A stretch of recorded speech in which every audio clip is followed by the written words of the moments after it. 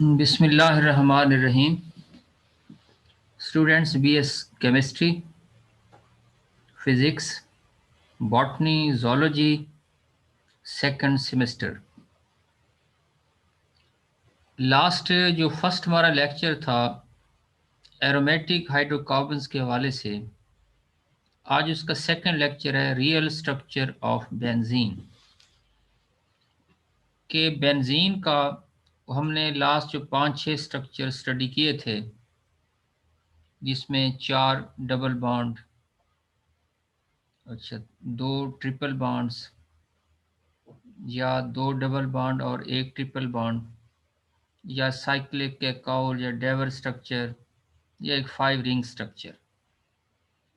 उनमें हमने बेंजीन का जो स्ट्रक्चर कैकाउल स्ट्रक्चर को उस वक्त सेलेक्ट कर लिया था और बाकियों को रूल आउट कर दिया था। अब एक बड़ी इंटरेस्टिंग बात बाद में सामने आई कि हम बेंजीन कैकाउल स्ट्रक्चर को तो कंसीडर कर रहे हैं, लेकिन ये भी कोई उसका रियल स्ट्रक्चर के तौर पर सामने नहीं आ रहा था। उसी डिस्कशन को हम लेते हैं कि कैकाउल structure of benzene as it looks is nothing else than 135 cyclohexatriene. It is therefore expected to undergo addition reactions similar to those given by the very similar compounds cyclohexene, cyclohexadiene, या cyclohexatriene.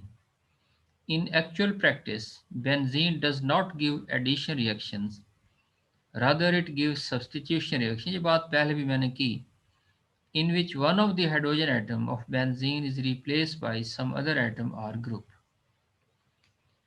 An interesting feature of the substitution reaction is that the substitution product form can undergo further substitution of the same kind, indicating that the characteristics of the benzene ring remain intact in the substitution reaction। के benzene में एक जो है hydrogen atom को replace करके एक B are उसकी जगह पर हम अटैच कर सकते हैं, और सिर्फ एक ही इसका ये स्ट्रक्चर हमें हासिल होता है। अच्छा, फिर दूसरी बात यह है कि अगर इसमें एडिशन करें, ये जैसे शो किया हुआ है कि बी आर एक डबल बॉन्ड को ब्रेक करके, अच्छा इससे होता क्या है कि ये जो स्ट्रक्चर है बेंजीन का, जो इसका न्यूक्लियस है, जो इसका रिंग है, ये ब्रेक करना पड़ता है। यहाँ पर ये देखें sp2 से ये sp3 हाइब्रिडाइजेशन बन गई, बॉन्ड एंगल चेंज हो जाएंगे। जबकि इस सब्स्टिट्यूशन के अंदर आप देख रहे हैं क्या हो रहा है कि यहाँ पर सिर्फ हाइड्रोजन रिप्लेस, उसकी जगह बी आर, बाकी स्ट्रक्चर बेंजीन का रिंग, इसका न्यूक्लियस, इस पे कोई भी इफेक्ट नहीं हुआ। जबकि नीचे वाले में बेंजीन स्ट्रक्चर एडिशन की वजह से डिस्ट्रॉय हो जाता है। The fact that the benzene ring does not give addition reaction means that it resists destruction. In other words, the benzene ring is more stable than one would expect 135 cyclohexatriene to be. The extent of stability of benzene relative to 135 cyclohexatriene can be estimated from its heats of hydrogenation as given below। देखिए, एक आम double bond है, उस double bond में जब आप एक hydrogen add करते हैं तो तकरीबन 119.5 किलो जॉल पर मोल एनर्जी ये इससे पैदा होती है। साइक्लोहेक्सीन साइक्लोहेक्सेन में बदल गई।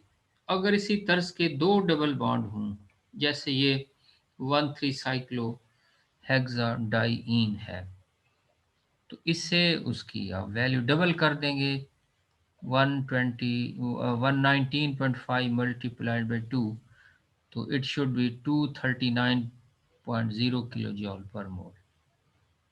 अच्छा, अब देखें कि ये वैल्यू आनी चाहिए, लेकिन जब इसमें ये 2 मोल हाइड्रोजन हम ऐड करते हैं तो ये 231.5 किलो जॉल पर मोल एनर्जी, यानी 239 से कुछ कम वैल्यू हासिल हो गई। डिफरेंस कितना आ गया? Very small, that is 7.5 kilo जॉल पर मोल। यही एक बात बताता चलूं कि अगर ये डबल बॉन्ड ये वाले ये बिहेव करते प्योर डबल बॉन्ड, यानी एक आप इधर अगर बना रहे हैं तो एक यहाँ बना दे, यहाँ ना हो, फिर तो ये वाली वैल्यू इसकी आनी चाहिए होगी।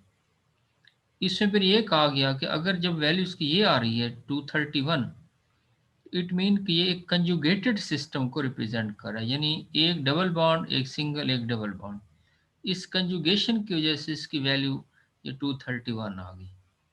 अब इसके बाद बेंजीन में जब हम 3 मोल हाइड्रोजन ऐड करें, तो अगर ये साइक्लोहेक्साट्राईन है, यानी आप ये कहें कि यहाँ पर जो है एक इसके ये एक यहाँ यहाँ डबल बॉन्ड हो, और ये double bond pure double bond के तौर पर बिहेव कर रहे हैं तीनों, तो 119.5 को आप 3 से मल्टीप्लाई करेंगे तो उसकी वैल्यू कितनी आ गई? 358.5 किलो जॉल पर मोल आ गई। ये होनी चाहिए, लेकिन कहीं इससे कम एनर्जी, जो कि 208 किलो जॉल पर मोल एनर्जी हासिल होती है बेंजीन से। ये निकल वगैरह या प्लाटिनम, ये रिएक्शन इजी है, ये नीचे दिया हुआ है। ये जो फ़र्क है अब इसका तकरीबन 150 किलो जॉल पर मोल के करीब करीब आ रहा है, ये 0.5। अच्छा, ऐसा क्यों है? यानी ये फ़र्क, ये डिफरेंस क्यों आ रहा है? ये यहाँ पर आप देख लें कि अगर एक डबल बॉन्ड है, दो डबल बॉन्ड है, तीन डबल बॉन्ड है, तो डिफरेंस ऑफ एनर्जी आपके सामने है कितना आ रहा है। तो ये उसकी स्टेबिलिटी को भी रिप्रेजेंट करता है। आप इस टेबल को यहाँ से ज़रा रीड कर लेंगे।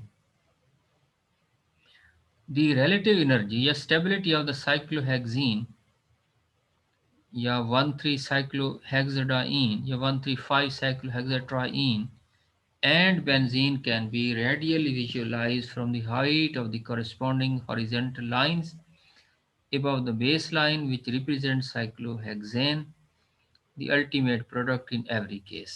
वो जो लास्ट फिगर हमने देखी, the lengths of the full vertical lines correspond to the values determined experimentally, while those of the broken vertical lines represent the expected values. The unusual behavior of benzene, substitution rather than addition, unexpected high stability are not consistent with the Kekauer structure. अब ये अहम बात होगी जिस पर हम ये सारी डिस्कशन कर रहे हैं कि कैकाउल ने ठीक है अपना एक स्ट्रक्चर दे दिया। क्या था कि 6 member cyclic compound with alternate single and double bond, ये उसने स्ट्रक्चर दे दी। अब इस पर एतराज़ात ये हुए कि एक बात क्या थी कि इसमें एडिशन होनी चाहिए थी, लेकिन सब्स्टिट्यूशन आसानी से होती है। स्टेबिलिटी जितनी होनी चाहिए उससे कहीं ज़्यादा स्टेबल है ये मॉलिक्यूल। हाइड्रोजनेशन एनर्जी जितनी होनी चाहिए उससे कहीं बहुत कम है हाइड्रोजनेशन एनर्जी उसकी। The structure of the benzene remained a dilemma until the development of quantum mechanics in the 1920s, which provided two methods of approaching the structure of a molecule. One is the resonance method, molecular, and other is the molecular orbital method. ये basic concept वाले chapter में वैसे हम इन्हें study कर चुके हैं, और इन्हें दोबारा बेंजीन के इस चैप्टर में भी हम रिपीट कर देते हैं, बात ज़रा क्लियर हो जाएगी।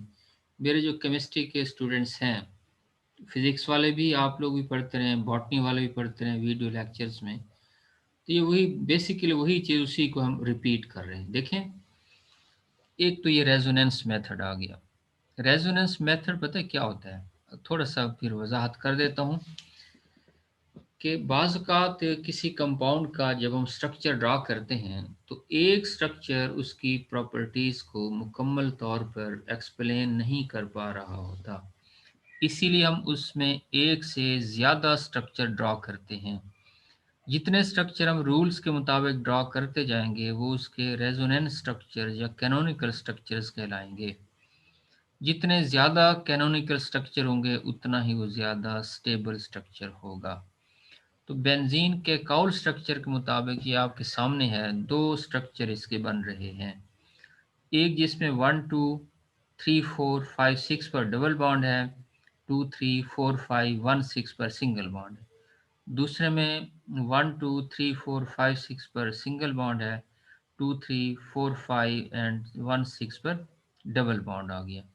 यानी वही पोजीशन इसकी अल्टरनेट फॉर्म में आ गई, डबल सिंगल बॉन्ड भी अल्टरनेट पोजीशन पर आ गए।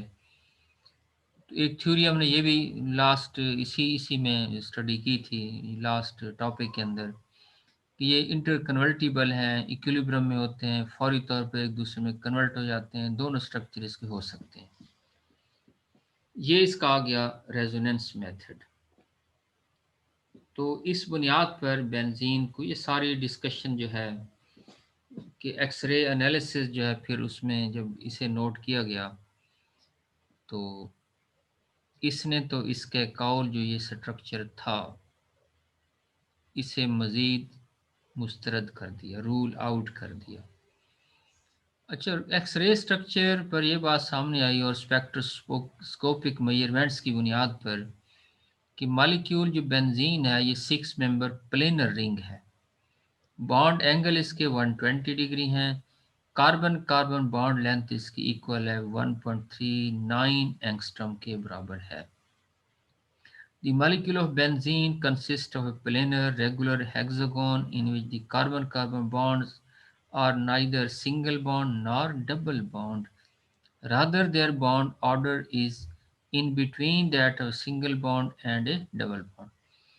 A picture consistent with these experimental observations can emerge if we blend the cacao structure and visualize a hybrid of them. This is explained this also explains why only one 1,2-dibromobenzene exists. The benzene molecule is therefore considered as a resonance hybrid of the two cacao structures, which are then considered as the canonical forms and should be connected with the double-headed arrow as shown below. एक बात थोड़ी सी, ये मैं back in structure पे आता हूँ। आप देखें कि इन स्ट्रक्चर को पता है कैसे बनाया हुआ है। 1 2 डबल बॉन्ड है, 2 3 सिंगल बॉन्ड है।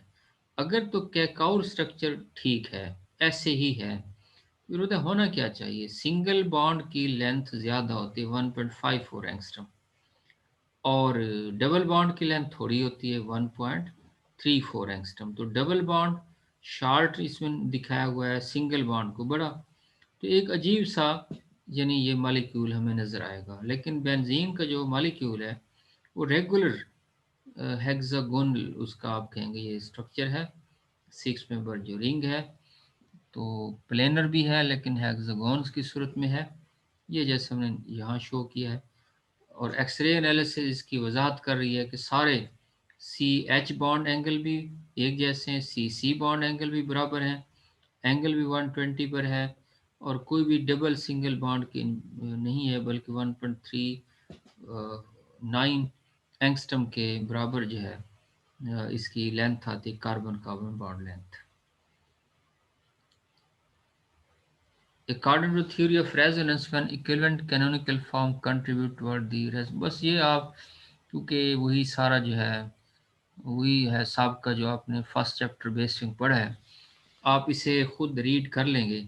रेजोनेंस एनर्जी का जिक्र किया हुआ है कि मोस्ट स्टेबल जो मालिक्यूल है बेंजीन का, और कोई भी जो अदर फॉर्म है उनके दरमियान जो डिफरेंस है हाइड्रोजनेशन एनर्जी का, उससे आप रेजोनेंस एनर्जी का नाम दे रहे हैं। जितनी रेजोनेंस एनर्जी ज़्यादा होगी उतनी स्टेबिलिटी उस मालिक्यूल के अंदर ज़्यादा होगी। बेंजीन की रेजोनेंस एनर्जी की वैल्यू कितनी है? 150.5 किलो जूल पर मोल के बराबर है। अच्छा, दूसरा ये आ गया इसमें मॉलिक्यूलर ऑर्बिटल थ्योरी के मुताबिक। On the other hand, in a substitution reaction, benzene retain its ring system with almost the same, ये हम बात पहले कर चुके हैं। अच्छा, resonance alone does not account for all what we observe in the benzene. A more detailed picture of the benzene molecule is obtained by considering its molecular orbital according to the molecular orbital theory. ये भी आपने last पढ़ा कि benzene के molecule में हर एक carbon sp2 hybridised होता है, जिसमें 3 sp2 हाइब्रिड ऑर्बिटल्स एक दूसरे के साथ जब ये ओवरलैप करते हैं तो एक साइक्लिक रिंग सा बन जाते हैं बेंजीन के अंदर। लेकिन उसमें एक p ऑर्बिटल जो है वो अनहाइब्रिडाइज रहता है। ये प्लेन जो बेंजीन रिंग का है उसके साथ राइट एंगल पर मौजूद होंगे। ये सामने जो एक 6p ऑर्बिटल की पिक्चर आपको नज़र आ रही है। तो अच्छा, इसे मैं इस एरो को ज़्यादा नहीं घुमा रहा हूँ, एक टेक्निकल प्रॉब्लम है, मिसिंग हो जाती है। बहरहाल आप खुद इसे नोट करते जाएं। तो ये 6 जो p ऑर्बिटल्स हैं ये जब ओवरलैप करेंगे, एक तो ये है तरीका इसका। मॉलिक्यूलर ऑर्बिटल थ्योरी में आप कहेंगे कि ओवरलैप की वजह, यहाँ भी लफ्ज़ अगरचे ओवरलैप का लफ्ज़ लिखा हो, ओवरलैप नहीं कम्बिनेशन आप कहेंगे। याद रखें, valence bond theory overlap criteria है, मॉलिक्यूलर ऑर्बिटल थ्योरी में हमेशा हम कम्बिनेशन की बात करते हैं। तो ये 6 के 6 जो p एटॉमिक ऑर्बिटल ये कंबाइन करके 6 मॉलिक्यूलर ऑर्बिटल बना देंगे, जिनमें से 3 जो है लो एनर्जी के, 3 आ जाएंगे हाई एनर्जी के। 3 बॉन्डिंग है और 3 इसमें क्या है, ये एंटी बॉन्डिंग है।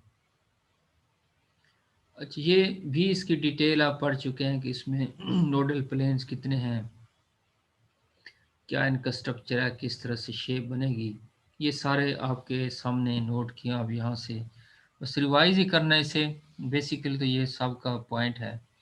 अब ये 6 इसके मॉलिक्यूलर ऑर्बिटल्स बन गए। अच्छा, इसमें वही फिर डिटेल दी हुई है सारी जो अभी मैंने आपको बताई है कि 120 डिग्री एंगल पर जो 2 p ऑर्बिटल हैं एक दूसरे को ओवरलैप करते जाएंगे और जो 6 अनहाइब्रिडाइज रहेंगे वो एक दूसरे के साथ पैरेलल हैं, और एक उसमें सैंडविच स्ट्रक्चर इसका बन जाएगा। हर एक p दूसरे p नाइबरिंग के साथ ओवरलैप करता जाएगा। तो ये वो इसकी डिटेल आ गई कि पाई 1 2 3 4 5 6 स्टार आ गए, ये लो एनर्जी के हाई एनर्जी के बन गए। तो कुछ इसमें से डीजेनरेट हैं, कुछ लो एनर्जी के हैं। ये एक जो है इसका लो एनर्जी का बेंजीन स्ट्रक्चर बन गया। Since each molecular orbital can accommodate only 2 electrons of opposite spin, the 6 electrons of the p orbitals can completely fill 3 molecular orbitals. Thus, in the ground state, all the bonding orbitals of benzene are completely filled, each with a pair of electrons of the opposite spin. In other words, benzene has a closed shell of delocalized pi electrons. The unusual stability of benzene is in fact the result of this closed bonding shell, which is also responsible for the observed behavior of the benzene. Despite of delocalization, the pi electrons are more loosely held than the pi sigma electrons and are therefore available particularly to an electrophilic reagent. This is why benzene radially undergo electrophilic substitution reaction. तो अच्छा, अब ये benzene का जो structure है उसे फिर हम पता है ये एक रिंग उसके अंदर बना देते हैं। ये उसकी डीलोकलाइजेशन को रिप्रेजेंट कर रहा है। ये देखें, ये जो इसमें है, ये 6 जो p ऑर्बिटल्स हैं ये सारे के सारे एक दूसरे के साथ क्या करें, देखें ये इसके साथ, ये इसके साथ, ये ओवरलैप कर रहे हैं, यानी सारे ओवरलैप कर रहे हैं। इन सब के ओवरलैप की वजह से ये नीचे जो हमने शो किए हैं 3 मॉलिक्यूलर ऑर्बिटल ये बनेंगे, तो कोई भी उसमें सिंगल या डबल बॉन्ड का करैक्टर शो नहीं करेगा। हर एक बॉन्ड सिंगल भी है और डबल भी है और पाई इलेक्ट्रॉनिक क्लाउड भी शो कर रहा है। तो इस बात को इसमें रिप्रेजेंट किया हुआ है। तो बेंजीन का ये स्ट्रक्चर जिसे हम डीलोकलाइजेशन कहते हैं कि यानी कार्बन कार्बन डबल बॉन्ड सिर्फ 2 कार्बन एटम के दरमियान नहीं होगा, बल्कि पूरे मॉलिक्यूल जो है बेंजीन का उसके रिंग के ऊपर तमाम एटम पर डिफ्यूज हो जाएगा, फैल जाएगा। उसको आप डी लोकलाइजेशन का नाम देते हैं। This structure also represent the molecular orbital picture of the benzene, where the straight lines stand for the sigma bond joining carbon atoms and the circle stands for the delocalized pi electron cloud. However, when accounting for the electron is necessary, we may use one or the other of the Kakao structure. यानी bonding में आप chemical reaction लिखते हैं benzene के, उस समय से इस तरह नहीं लिखते, बल्कि कैकाउल स्ट्रक्चर को ही हम रिप्रेजेंट करते हैं। बस ये आपका आज का लेक्चर यहाँ तक कंप्लीट हुआ। इसकी ये कंटिन्यूटी है। एक बात पहले भी मैंने गालबन कही कि स्टूडेंट्स से जो है आप लोगों को किसी तरह के नोट्स की बजाय जो ये बुक्स हैं डिटेल के साथ इन्हें स्टडी करना है। मेरी ट्राई यही है कि मैं सारी किताब का मटेरियल आपके सामने रख रहा हूँ, बजाय इसके कि मैं कोई शॉर्ट नोट्स बना दूँ। आप एक से ज़्यादा किताबें भी कंसल्ट कर सकते हैं। कोई अदर मटेरियल आप जो है नेट से भी हासिल करके इन चीज़ों को स्टडी कर सकते हैं, अपना इजाफा कर सकते हैं, क्योंकि यही चीज़ है जिसने आपको फेवर करनी है। नेक्स्ट जब भी आप किसी भी एग्ज़ाम से गुजरेंगे, स्पेशली किसी प्रोफेशन में जाने के लिए, किसी लेक्चरर के लिए या अदर, तो उसमें ये चीज़ें आपको हेल्पफुल होंगी। तो मेरी ट्राई यही होगी कि डिटेल्ड स्टडी, हर एक जो किताब का लफ्ज़ लिखा हुआ है वो मैंने आपके ज़रूर गोश गुज़ार भी और आपकी जो है नज़र से भी ज़रूर उससे गुज़रना है। तो ये थोड़ा सा वॉइस का प्रॉब्लम था लास्ट लेक्चर में, इसीलिए मैंने इसे रिपीट कर दिया। आप इसे विजुअलाइज करें, व्यू करें। Thank you very much. अल्लाह हाफिज़। अल्लाह की अमान।